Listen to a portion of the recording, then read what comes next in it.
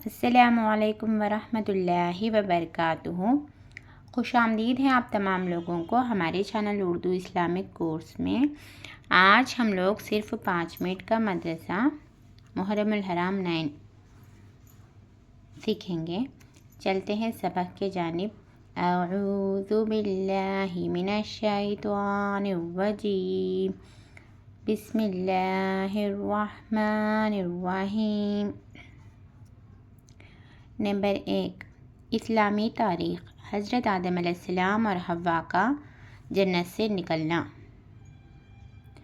حضرت آدم علیہ السلام ایک عرصہ تک جنت میں اکیلا رہے، لیکن مسلسل اکیلا پن کی وجہ سے بے چینی محسوس کرنے لگے۔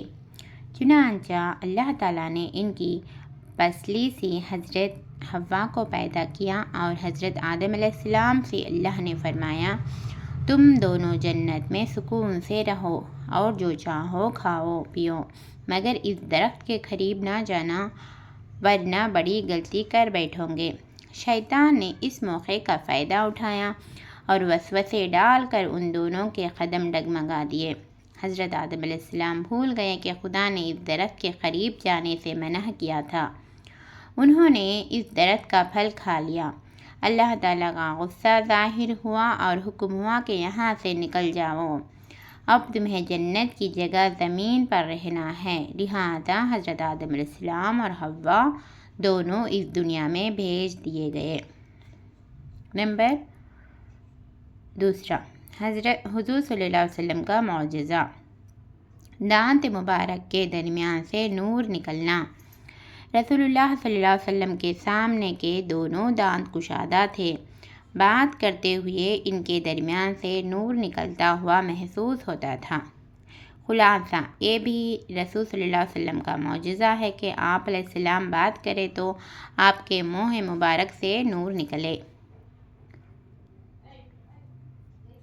نمبر 3، ایک فرض کے بارے میں۔ نمبر 3، ایک فرض کے بارے میں۔ دین کے خلاف کام میں ماں باپ کی نہ ماننا۔ اولاد کے لیے ماں باپ کے ہر حکم کا ماننا فرض ہے، لیکن اگر والدین دین کے خلاف کسی کام کا حکم دے تو اس کی بات ماننا جائز نہیں۔ قرآن میں اللہ تعالیٰ فرماتا ہے، اگر والدین تجھ پر اس بات کا دباؤ ڈالے کہ تو میرے ساتھ کسی کو شریک ٹھہرائے تو ان کا کہنا نہ ماننا۔ نمبر 4، حضور صلی اللہ علیہ وسلم کی ایک سنت، 3 انگلیوں سے کھانا۔ حضرت کعب بن مالک رضی اللہ تعالیٰ عنہ فرماتے ہیں، رسول اللہ صلی اللہ علیہ وسلم 3 انگلیوں سے کھانا کھاتے تھے اور جب کھانے سے فارغ ہو جاتے تو انگلیاں چاٹ لیتے تھے۔